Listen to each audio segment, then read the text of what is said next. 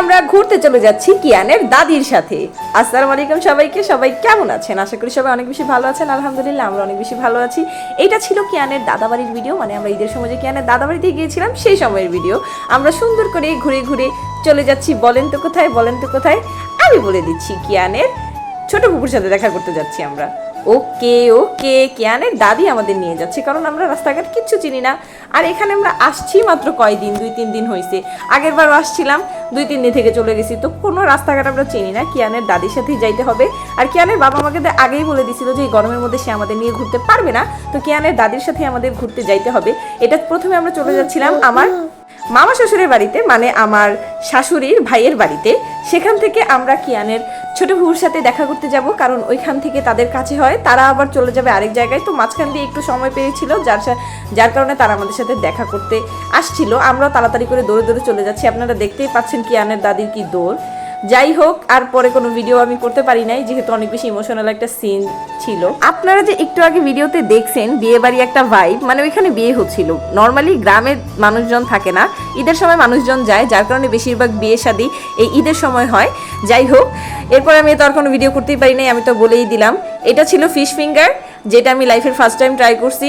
আর এখানে 10 পিস ছিল, 10 পিসের প্রাইস রাখছে আমাদের কাছ থেকে 200। তার মানে একটা পিসের দাম প্রায় 20 টাকা করে পড়ছে, প্রায় না মানে 20 টাকা করেই পড়ছে।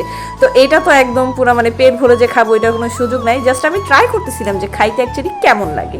তো এইটা এখান থেকে আমি 5টা ভেজে নিছি, আর 5টা কিয়ানের বাবার জন্য রেখে দিছি, কারণ সেও কখনো খায় নাই, ফার্স্ট টাইম ট্রাই করবে। আমরা দুজনেই অল্প অল্প করে খাইছিলাম, আমি বেশি খাইছি, কিয়ানের বাবাকে মনে হয় 2-3টা দিছিলাম, আর কিয়ান হয়তো একটা খাইছিল। আর এটা একটু স্পাইসি ছিল, মানে ছোট বাচ্চারা খাইতে পারবে না, একটু স্পাইসি। আর এটা দেখে হয়তো বা মনে হইতে পারে যে ভাজার পরে ক্রিস্পি হয়ে গেছে, বাট না, এটা কিন্তু একদমই ক্রিস্পি হয় না। এটা একদম মেদা মেদা থাকে, নরম থাকে, সফট থাকে।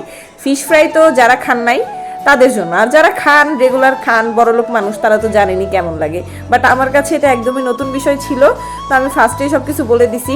এখানে দেখতেই পারতেছেন কালারটা কত সুন্দর, বাট কালারটা সুন্দর হলেও এটা কিন্তু ক্রিস্পি না, এটার ভিতর দিয়ে অনেক বেশি সফট, অনেক বেশি সুন্দর হয়েছে। কিন্তু আমি যেহেতু ফার্স্ট টাইম এটা মানে ভাজতে গেছি, তো আমার কাছ থেকে একটু পুড়ে গেছে।